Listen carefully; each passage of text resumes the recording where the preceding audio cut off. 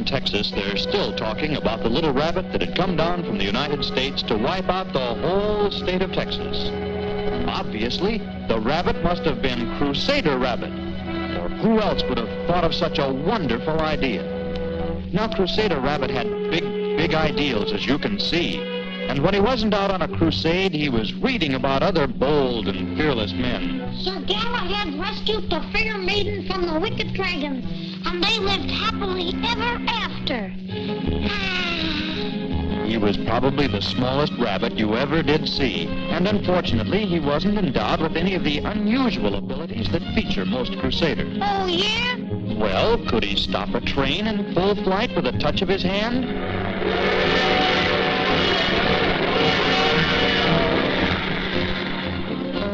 No. Could he fly through the air with the greatest of ease? No. Did he have X-ray vision? No. As a matter of fact, he was rather nearsighted. Is it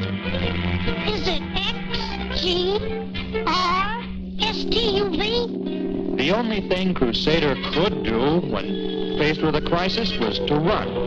Not a very helpful trait for a Crusader, perhaps, but you'll have to admit he developed it to the highest degree. Well, all this didn't stop Crusader from having big ideals. He saw himself as sort of a knight in shining armor, and he was always trying to help out other people, other causes, like the time he tried to make everyday Christmas by nominating Santa Claus for president. Well, to get on with the story, one day Crusader Rabbit was listening to the radio when he heard... And a good evening, Mr. and Mrs. North America. Let's go to press. Flash. I just received word that the Texans are chasing all of the jackrabbits out of Texas. Jumping grasshoppers, you should have seen Crusader Rabbit. He was out with a flash, heading for Texas to battle the Texans and protect his cousins, all named Jack. When all of a sudden, he realized... Golly, I might need some help. He knew he could handle the Texans. They were all singers, but he was worried about their horses. Well, as luck would have it, he was right by a circus at the time. So I went in to find someone who could help him. No, I'd never be able to talk to him. No, we'll be using swords, not swallowing them. Then his eye spotted another banner, and he heard the most ferocious-sounding roar. That tiger must really be a monster.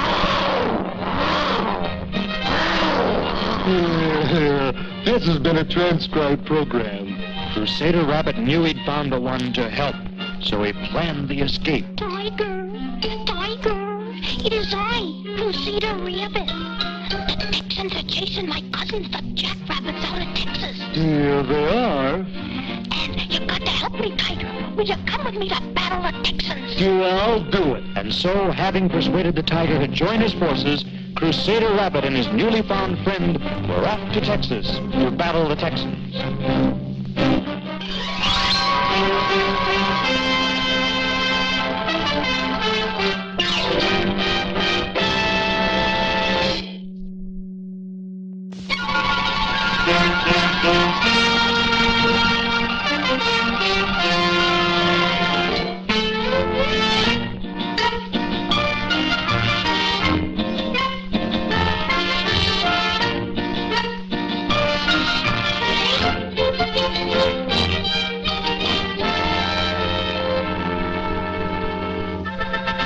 When we left our little hero Crusader Rabbit last time, he had just received word that the state of Texas was planning a campaign to rid herself of every last jackrabbit within her boundaries.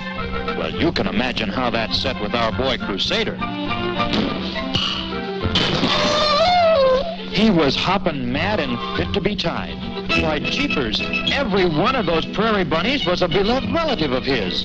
Nothing closer than a 32nd cousin twice removed, perhaps, but Crusader and his loyal companion Rags the Tiger considered themselves brothers to anyone in distress. Believe me, those Texas jackrabbits were in distress right up to their necks. This could mean but one thing to our two idealists: war.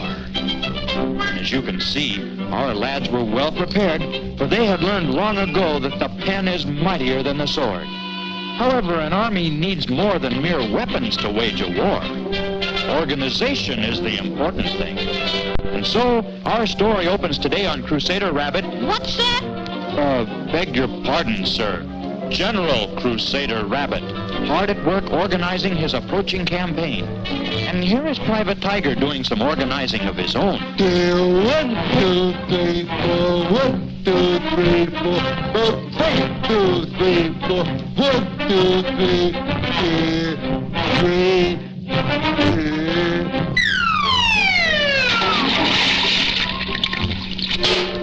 4.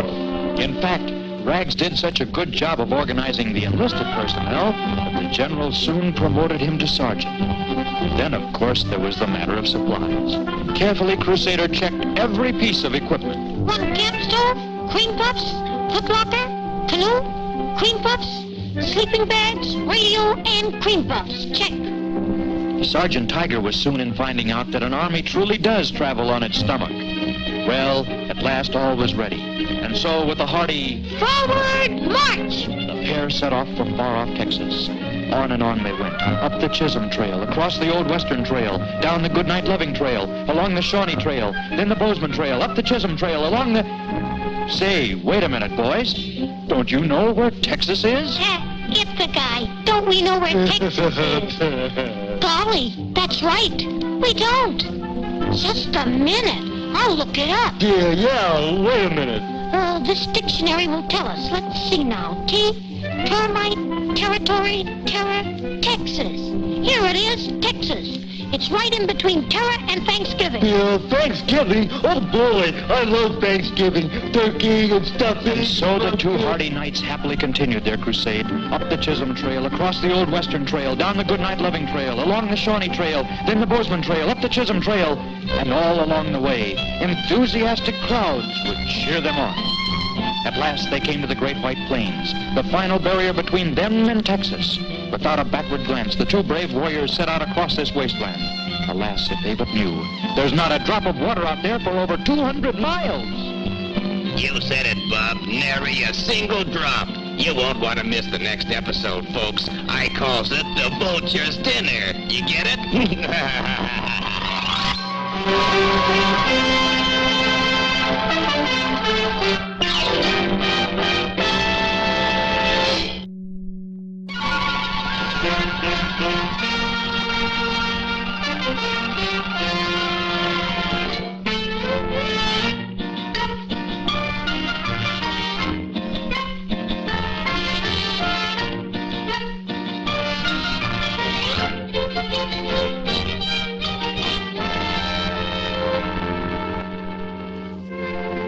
In our preceding episode, we left Crusader Rabbit and Rags the Tiger starting out across the Great White Plains for Texas, blissfully unaware that each and every water hole for nigh on to 200 miles has plumb dried up. Dustiest bunch of water holes I ever saw. Oh yes, this gruesome character is known as Vernon the Vulture. He's planning a little dinner party with Crusader and Rags as the main course. But come, let us see how our two stalwart friends are making out today. Uh-oh. This doesn't look so good. Could it be that our powerful chum Rags is tiring? Yeah, it could be. Uh-oh.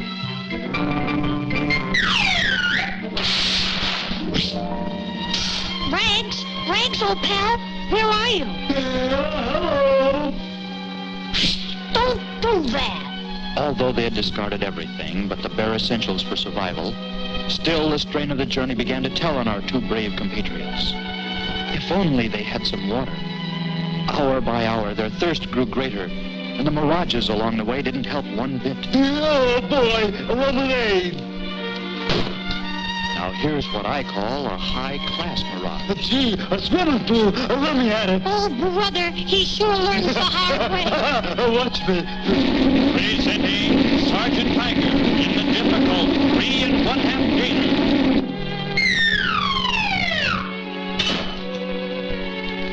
Poor old Tiger wouldn't last long at this rate. So as soon as Rags regained consciousness, Crusader gave him a full scientific explanation of mirages. You see, a mirage is something that when you see it one place, you really only think you see it. because it's really someplace you can't see. See? So it's foolish to waste your energy chasing something you think you see when you really, only... And so the two travelers expended their last bit of strength. This, of course, played right into the hands of Vernon the Vulture, who seemed very anxious to have our friends for dinner.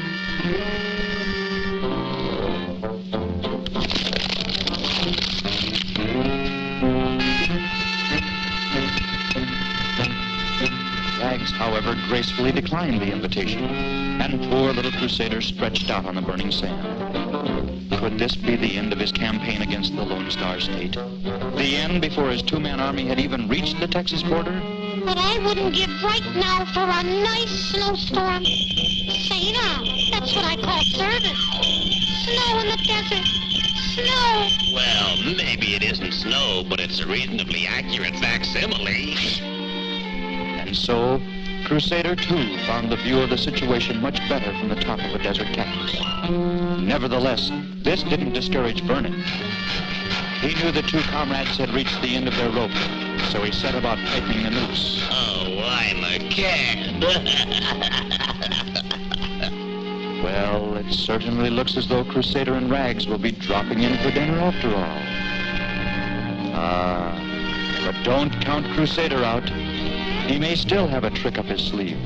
Anyway, we'll find out in the next episode. It's called The End of the Trail.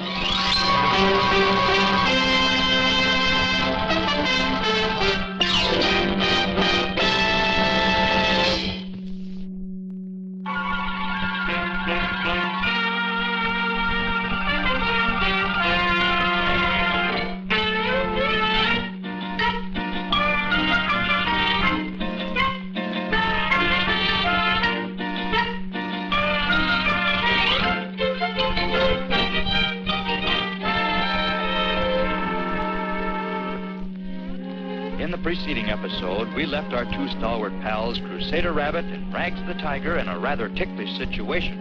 As you may recall, they were far out on the great white plains without a drop of water to refresh their exhausted bodies. And to make matters worse, a hungry vulture known as Vernon had chased them up a giant cactus.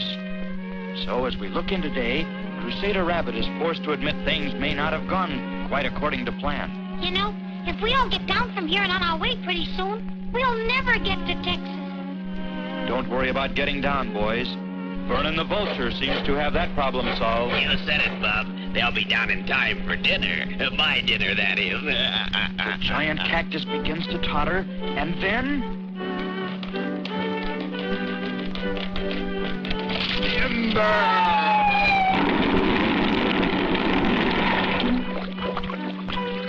The two dazed companions could hardly believe their eyes. Why, that old cactus had turned into a regular sprinkler. It was then that some of Crusader's book learning came back to him. Sure, now I remember. Some cactuses store up water inside of them for months. I'll bet this is one of them. You can be sure those two thirsty lads wasted no more time in idle speculation. They just drank, drank, and drank. And as for Vernon the Vulture, when he finally made his way out from down under, he found his quarry quite refreshed and a great deal less submissive. Both Crusader and Rags were anxious to give Vernon a sample of his own medicine. So they vied for the privilege, with Crusader winning by a hair. The indignant little bunny wasted no time. Now, just a second, pal. Let's talk this over.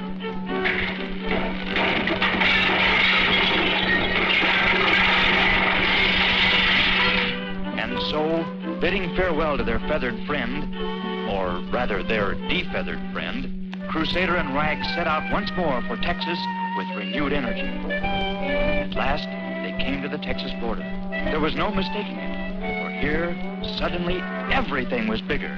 Bigger cactus, bigger prairie dogs. Why, all you had to do was step across that border and bingo! You too were infected with that Texas outlook. Hey, that's pretty good. Watch.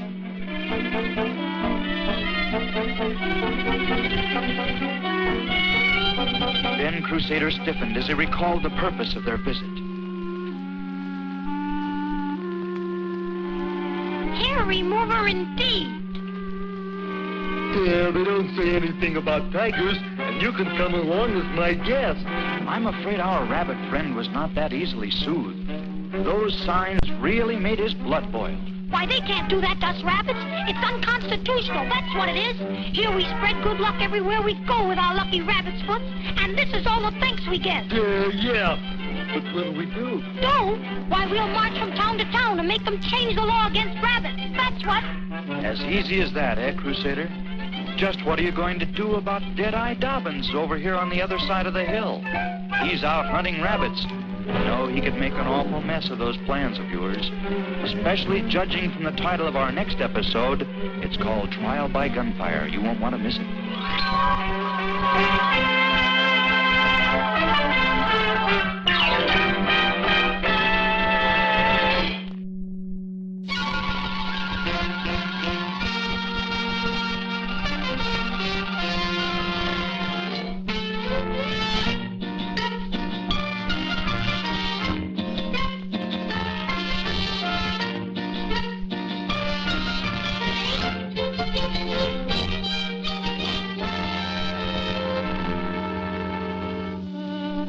At the end of our last episode, General Crusader Rabbit and his one-man army, Sergeant Wags, had just crossed the Texas border and were confronted by some very discomforting signs.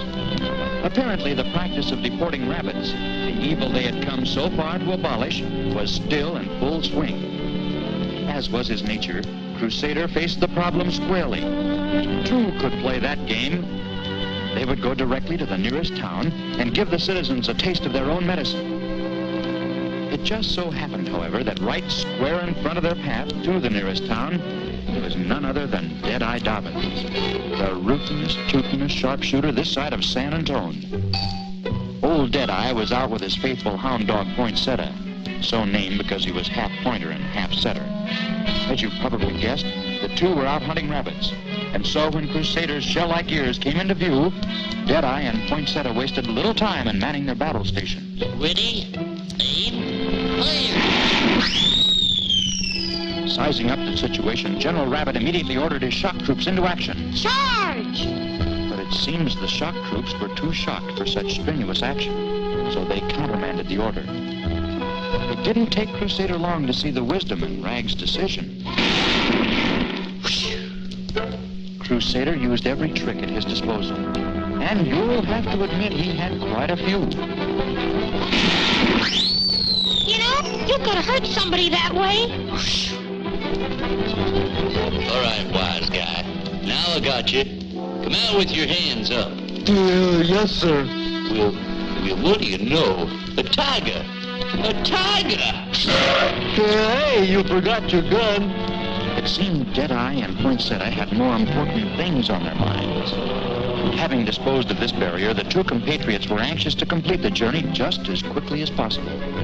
So, when they topped a hill and saw Route 87.5 running straight and true below, they hastened to its side.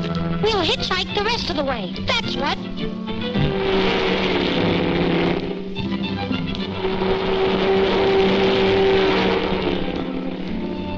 Wait, this'll get him.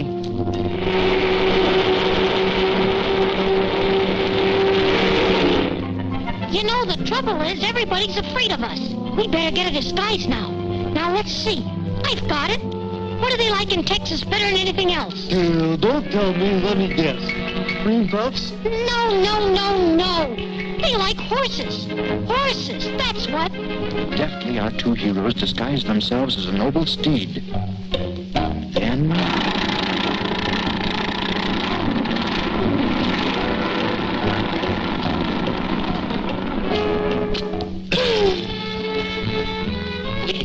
Hey, what'd you know? A horse. Just what I'm looking for. And so it was that Crusader and Rags at last found someone who would ride with them. On and on they went until in the distance they saw Cactus Junction. Cactus Junction, a town chock full of tough hombres. What chance had they against such odds? Well, the next episode will surely tell us. Don't miss Chapter 6, entitled Throwing Down the Gauntlet.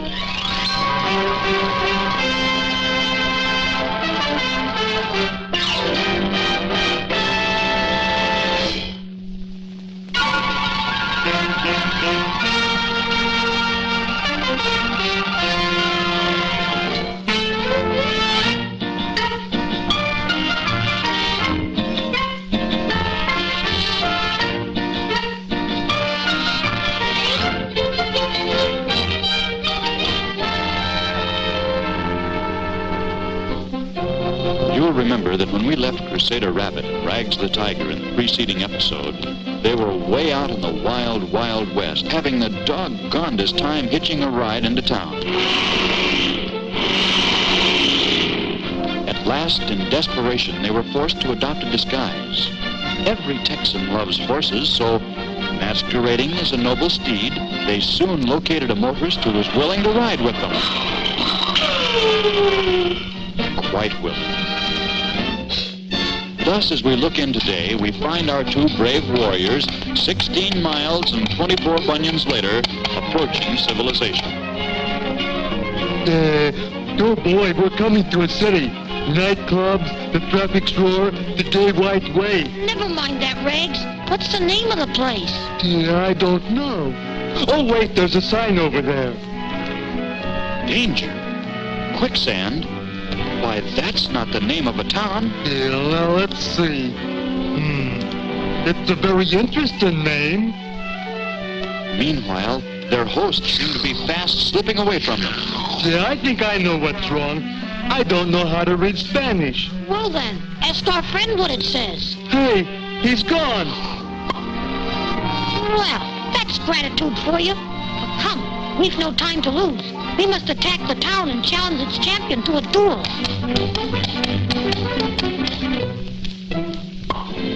A horse that talks to himself.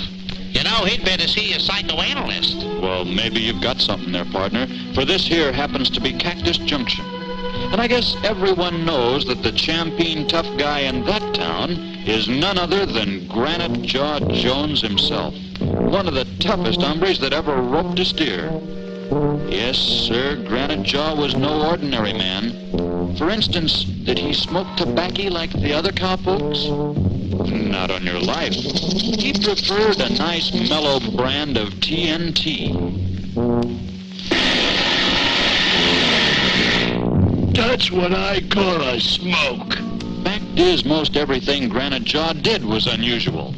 From holding his socks up with a pair of wild garter snakes to using an acetylene torch to shave. However, blissfully unaware of all this, Crusader and Rags have made their way into town unchallenged. Now, as dusk falls, we find them surveying the situation from their field headquarters. Let's see now. Where would the toughest guy in town hang out? The Bon Ton Hat Salon? No. Madame Fifi's Side Saddle Shop? Well, hardly. The Longhorn Saloon? But of course. So, drawing himself up to his full height, Crusader bravely headed through the entrance of the local beverage dispensary, leaving a worried tiger to hold the fort. Well, he might worry, too. As we close, we leave tiny Crusader taking a bold stance atop the bar and issuing the age-old challenge that sets any Texan's blood to boiling. I can lick any man at this bar. Don't miss episode 7 entitled Rough and Tumble.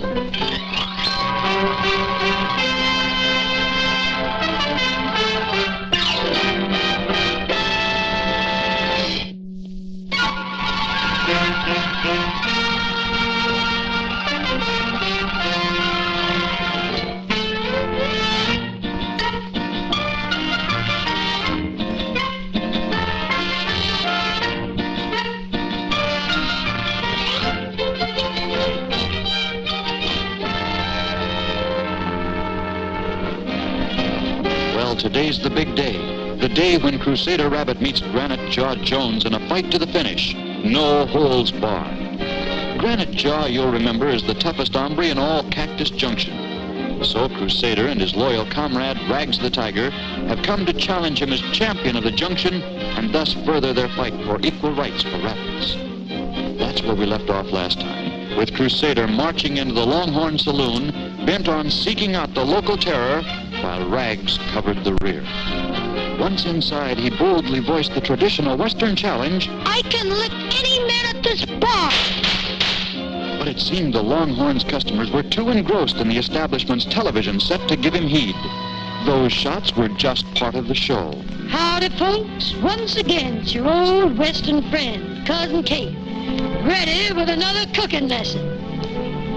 A more direct approach was called for. Today, I'm going to teach you how to make an upside-down cake. Ready? All right.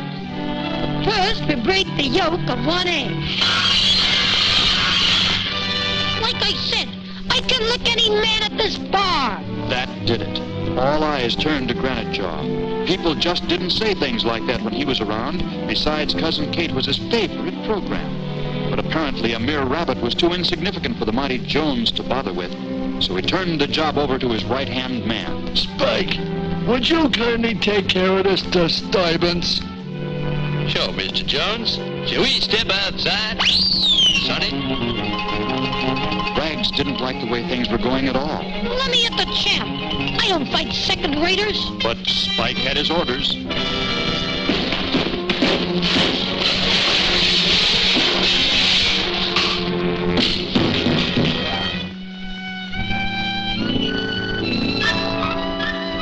Yeah, well, he shouldn't have grabbed you by the ears. Never mind. Just stand by, Sergeant. I'm going back in. Nice going, Spike. Huh? This was clearly a job for the champ. Just wait till I get my hands on you.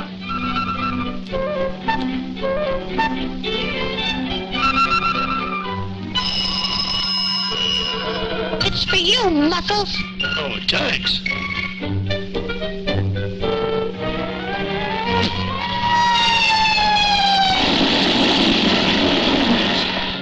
But a tiny rabbit couldn't blow that booth over. Yeah, well, maybe I blew just a little. Come on out and fight like a man. Where is he? Let me at him. So there you are. Hand me a gun, boys. All right, Cottontail. Say your prayers. 1, 2, 3. Granite Jaw was really boiling. Drawing his heaviest shooting piece, he was about to eliminate this annoying rabbit once and for all when suddenly the room was plunged into darkness. What will we find when the lights come on? Episode 8, entitled Biting the Dust, will tell the tale.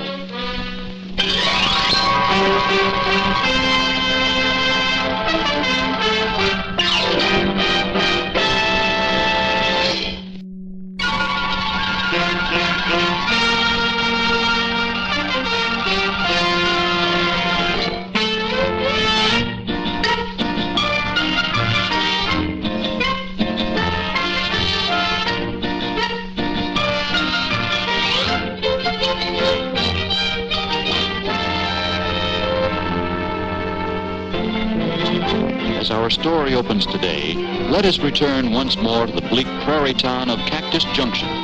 It was here, you'll recall, in the old Longhorn Saloon, that we left Crusader Rabbit engaged in a fight to the finish with Granite Jaw Jones, the roughest, toughest man in the entire county. Crusader's sole supporter was a strong but timid friend, Rags the Tiger, who peeked anxiously in through a nearby window. Rags might well be anxious, too, for at that moment, Crusader was in a rather ticklish situation. All right, Cottontail. Say your prayers. Then, just before Granite Jaw could pull the trigger, bingo, the saloon was suddenly plunged into darkness.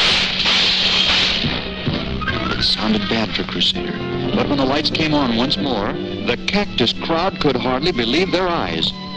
There was the tiny rabbit standing victoriously over his fallen foe. Just how it happened, nobody was ever able to figure out. But if it could happen to the great Granite Jaw, it could happen to any of them. So the only thing to do was to acknowledge defeat and surrender the town. And that's exactly what they did. One by one, the citizens of Cactus Junction signed the peace treaty and agreed to support the rabbits in their fight for freedom. Elsewhere throughout the state, however, rabbits were still being persecuted, and so the two warriors dared not rest. Taking their leave of the junction amidst a shower of confetti and roses, they were soon on their way. The next town they planned to hit was a place called Dead Man's Corner.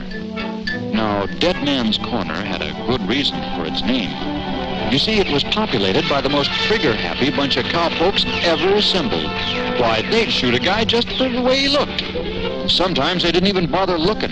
Well, howdy, fellas. Why, even the slot machine's jackpot followed the local theme. Hey, I won. The town had only one main industry. But believe me, brother, it certainly flourished.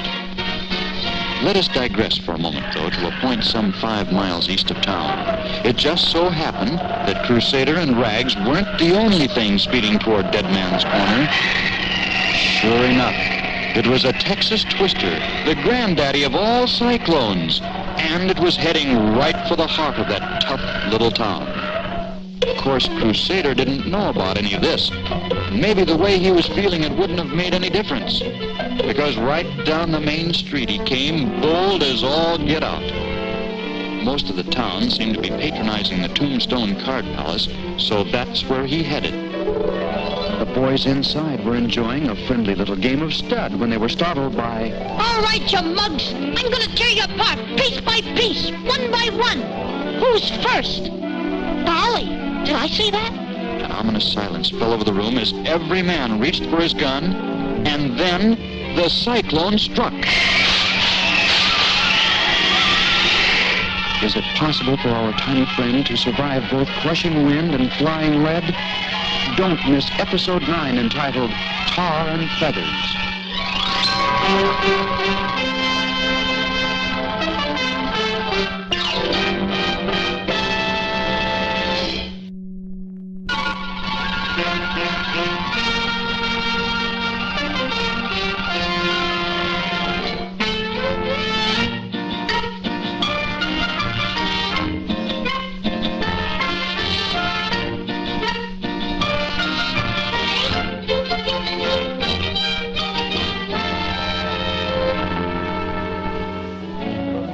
I guess you've all heard about Dead Man's Corner, that Texas town where there's more flying lead per cubic foot than anywhere else in the country.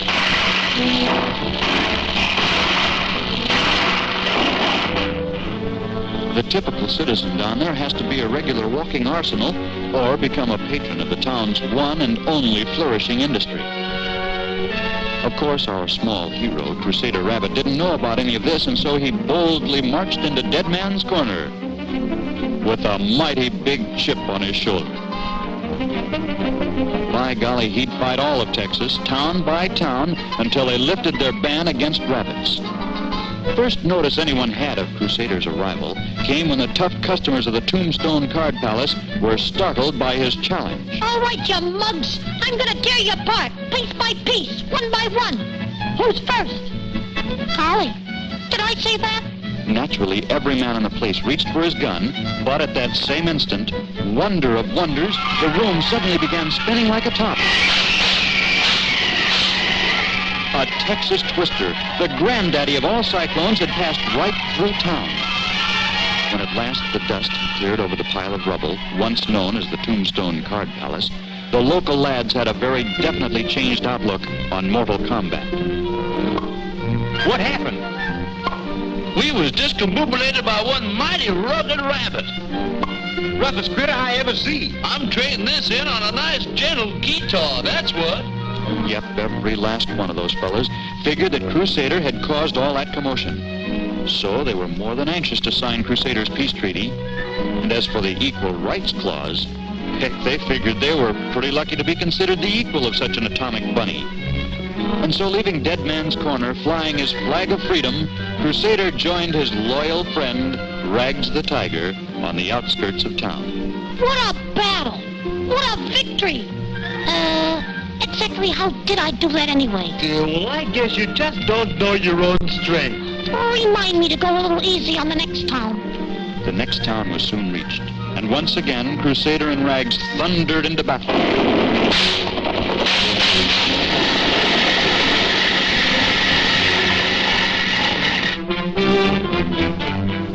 Uh-oh.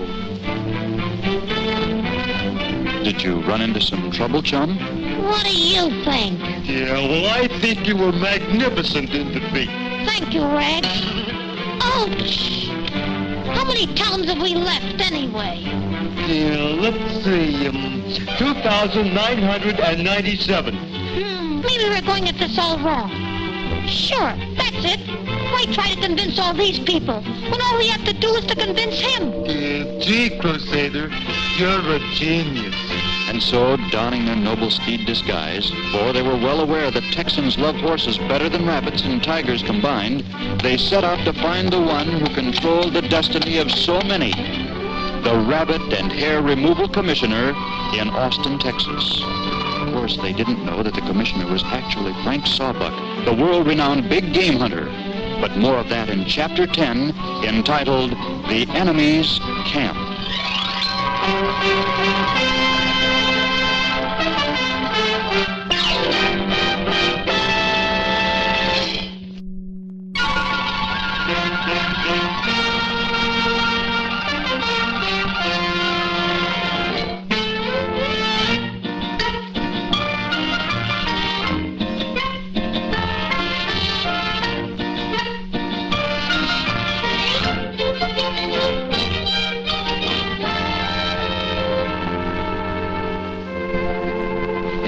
Episode, you'll recall Crusader Rabbit and Rags the Tiger encountered quite a little opposition to their plan for lifting the Texas ban on jackrabbits.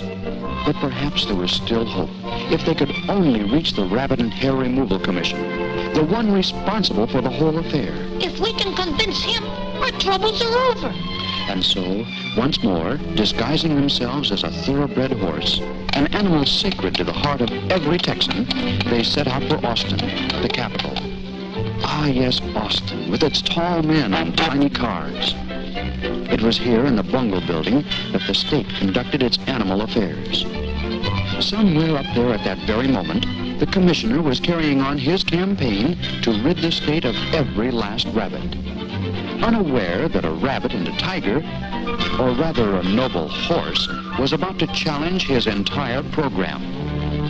Making their way to the 17th floor, our friends started down the long corridor of wildlife departments. Let's see. Marine department? Sea lions, seahorses, and seesaws? No. Stork department? Yeah, no. Skunk department?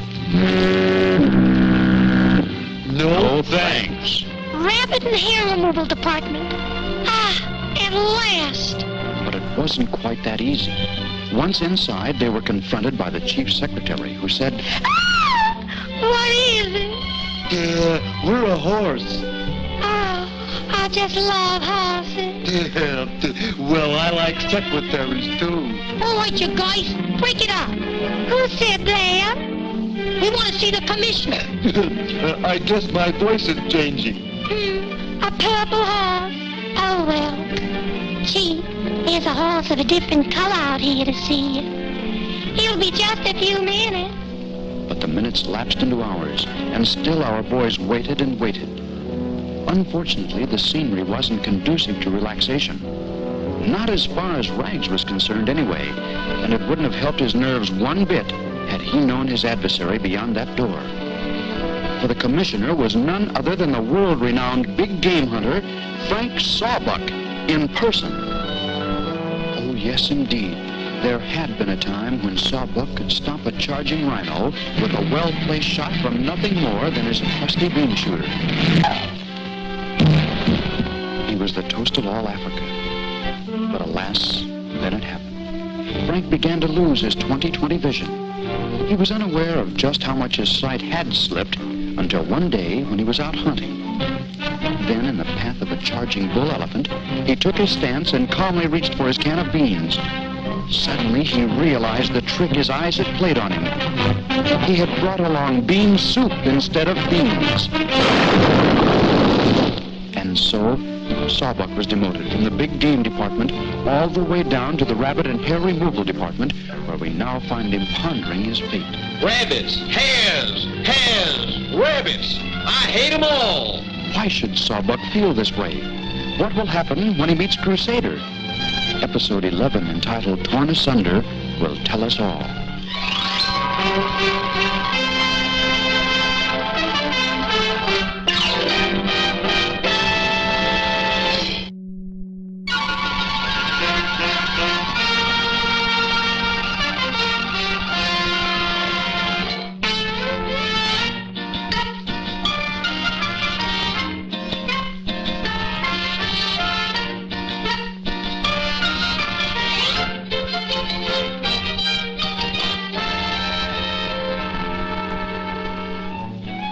At the end of our last episode, we left our two friends, Crusader Rabbit and Rags the Tiger, disguised as a noble horse, waiting to see the Rabbit and Hair Removal Commissioner of Texas.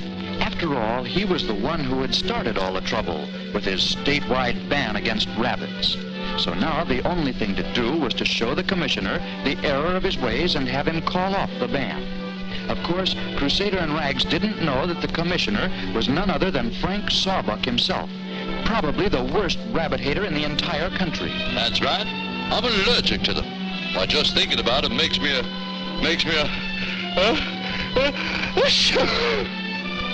sneeze. And so our friends waited and waited for a chance to further their lost cause. Then, as Rags' eyes strayed for a moment from the pretty secretary... P.R.I. Private. Hey, he's only a private. That did it. Imagine General Crusader and Sergeant Rags waiting to see a mere private. Without further ado, they pushed past the secretary and on into Sawbuck's inner sanctum. Private Sawbuck? What's that?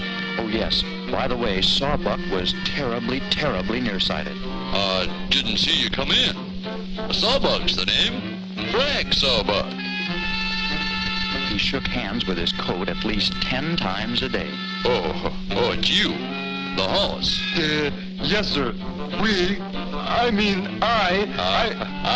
know. You want to run in the Kentucky Derby. They all do. But you're in the wrong department. All I handle is rabbits. Oh, excuse me. Hey, wait a minute, Rags. That's why we're here. Listen, Commish. This treatment you're giving the rabbits has got to stop. Stop? But not till I chase every last one of those gluttons across the border. Gluttons? You heard me. Why do you think I'm so nearsighted? It's all on account of those rabbits. How could rabbits make them nearsighted? I don't get it. Well, it's simple. Now, everybody knows that carrots are the best thing in the world for your eyes. So what happens? The rabbits decide to make carrots their favorite food. Why, before we humans can even get so much as a nibble, those blankety-blank bunnies have gone and eaten every last carrot in the stick. See what I mean? Every day, more and more Texans are becoming nearsighted just because we can't get our carrots. Why, just look at the traffic problem we've got. All because of weak-eyed drivers. Then, as Rags leaned out of the window for a better view... Hey, take it easy. He got his view all right. But at what a price. Rags! Say, wait a minute. You're not a horse. Why, you're a rabbit. Oh, it looks bad for Crusader and Rags as well. But we'll have to wait for episode 12, entitled The Snare Snapped Shut, to learn their fate.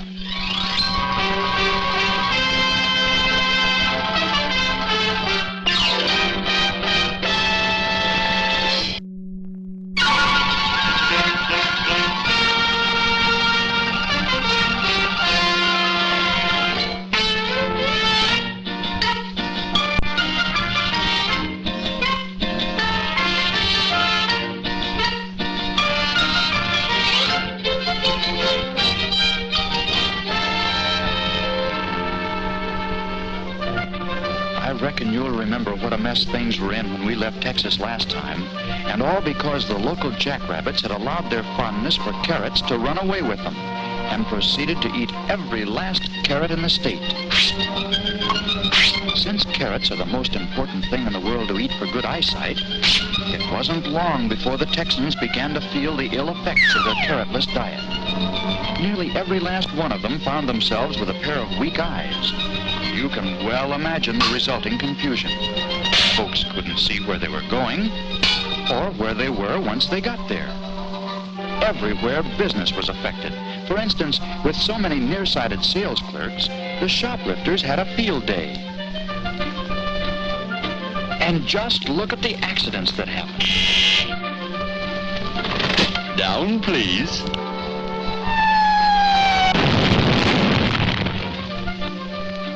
Going down? It was just awful. Why, do you realize that a Mr. Rufus J. Hogwash of Dallas courted and married a dressmaker's dummy from a local department store? He mistook it for a long-lost childhood sweetheart of his. In this hour of disaster, Texas turned to one man, the Rabbit and Hair Removal Commissioner, Frank Sawbuck himself. They reasoned that if this famous hunter could rid the state of all rabbits, the carrots would be saved for the Texans. Naturally, our tiny hero, Crusader Rabbit, opposed such a ban against rabbits. Enlisting the aid of his loyal friend, Rags the Tiger, he soon set out to change the commissioner's plans. The commissioner had always been allergic to rabbits. Why, merely thinking about them made him sneeze.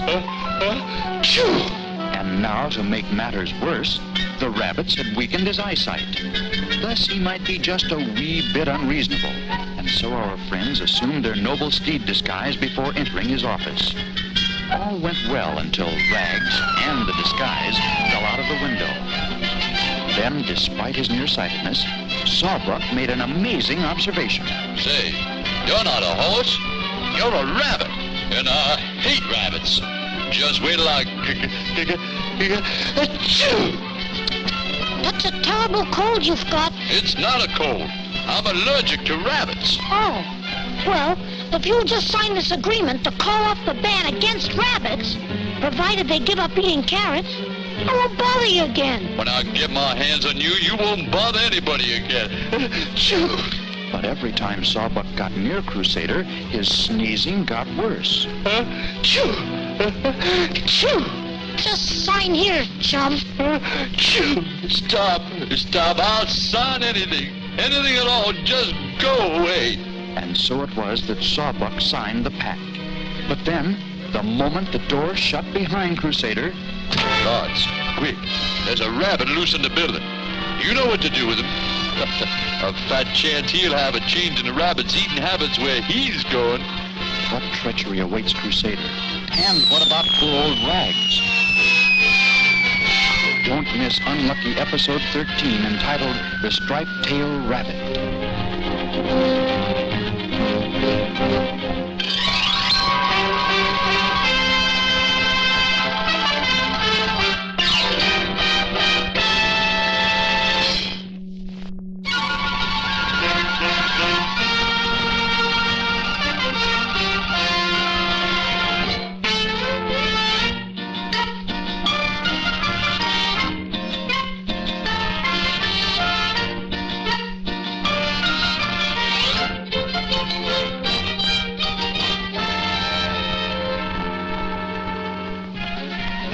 Of episode 12, you'll recall we left tiny Crusader in the offices of the Rabbit and Hair Removal Department of the state of Texas.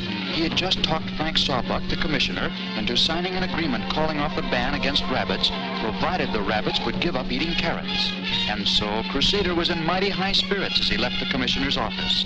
Even the fact that Rags the Tiger had fallen from a window 17 stories up failed to worry him. He knew that tigers, like all cats, instinctively know how to land on their feet. However, the commissioner had no intention of allowing Crusader to fulfill his end of the bargain. Quick, call out the guards. There's a rabbit loose in the building. A fat chance he'll have to change the rabbit's eating habits where he's going. Crusader, meanwhile, sauntered down the hall, blissfully unaware of Sawbuck's treachery. Then... Must be a fire near here. Hey, Mac, what's all the excitement? Don't bother me. I'm busy looking for a rabbit. Oh, excuse me. A rabbit? Hey, it's him.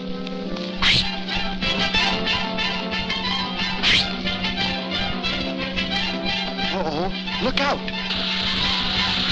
Alas, the odds were too great. The commissioner had won out in the end. Take him away. Fortunately, Rags popped up just in time to see his tiny leader being driven away.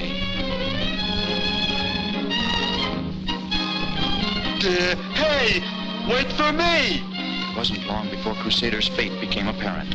Sawbuck was sending him to the Rabbit Deportation Center. Here, every rabbit captured was packed and shipped out of the state. Of course, the commissioner gave them a choice of destination. They could either go to the North Pole or to the South Pole. Although Rags' threadbare coat was hardly made for a cold climate, he determined to share his small friend's fate, whatever it might be. Come on, open up! Let me in! Go on, beat it. You're no rabbit. Golly, if I only was a rabbit. Hey, that gives me an idea. It was hard to imagine that Rags ever got an idea, but sure enough, a plan slowly began to form as he summoned up his rusty powers of concentration. And so, a little later, Rags the Tiger emerged from a local costume shop, disguised as Rags the Rabbit. His first move in his new role was to head straight for the Lone Star National Bank. Here on exhibition was the one remaining carrot in the state, the only carrot still uneaten by the rabbits. This suited Rags' plan to a T.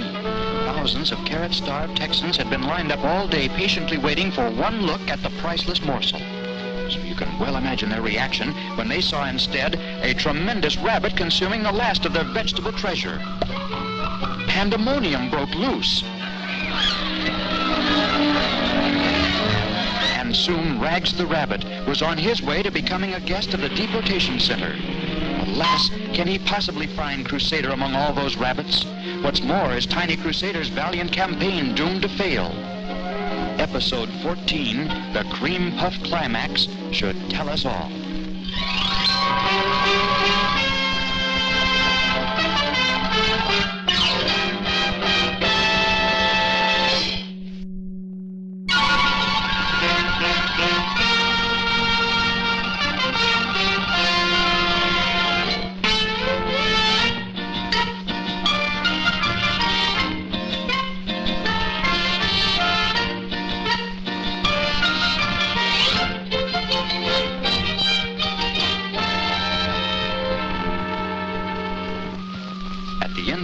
Episode, things looked black indeed for poor little Crusader.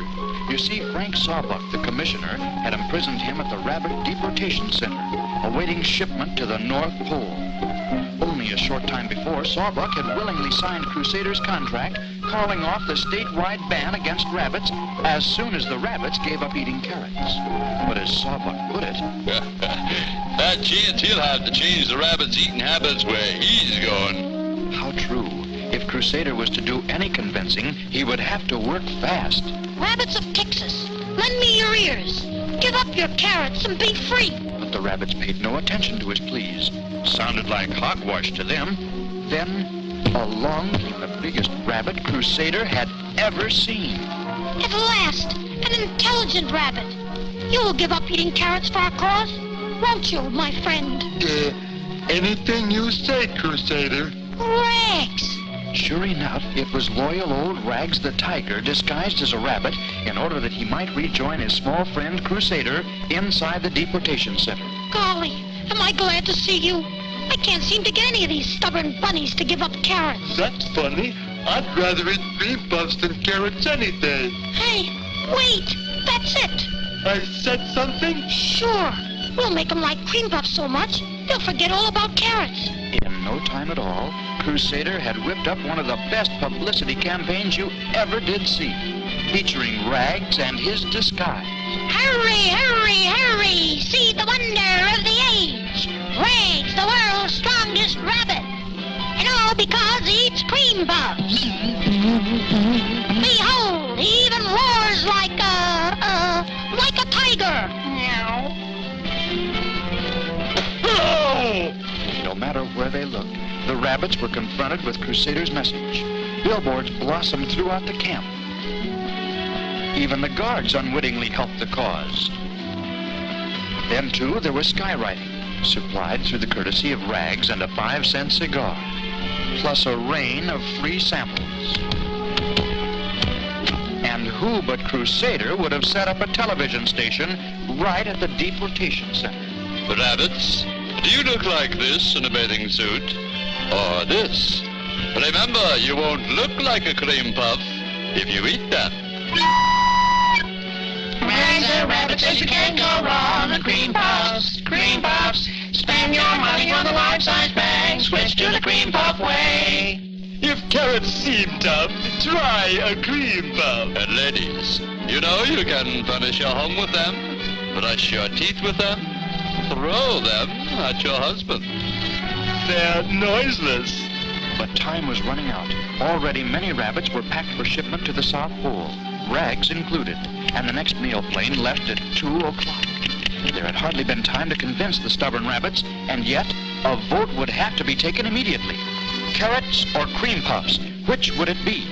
As the balloting began, Crusader stood ready to analyze the very latest returns. But can he possibly get enough votes to win? Can the state possibly get enough postage for Rags? Don't miss our next episode, Goodbye, Texas, Goodbye.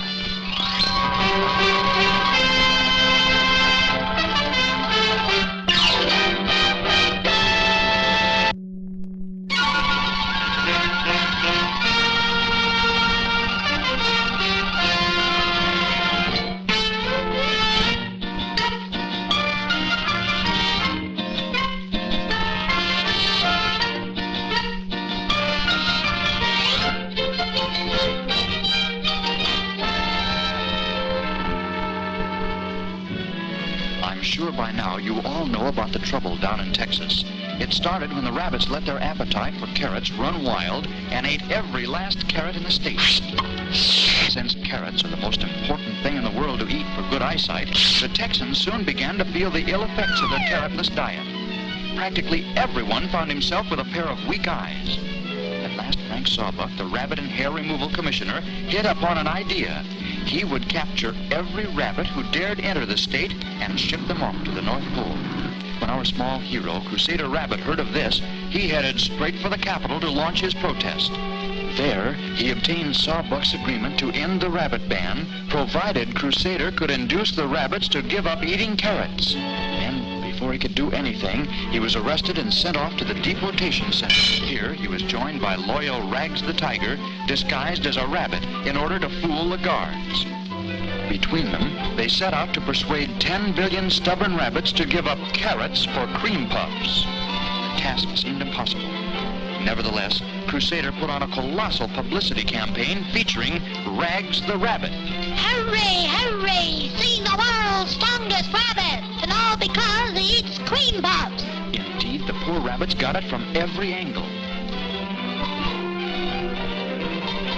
And ladies, you know you can furnish your home with them, brush your teeth with them, throw them at your husband. They're noiseless. But time was running out. Already many rabbits were packed for shipment, including poor old Rags. And the mail plane was to leave at 2 o'clock. And so Crusader called for the vote. Carrots versus cream puffs. Unfortunately, the official vote counter had trouble with the figure. Let's see, 1 and 1 is 1 and 1 is 11. And carry 1. 48, 47, 46. Uh-oh, no more toes. But finally, with the aid of all his assistants' toes... Hey, I got it.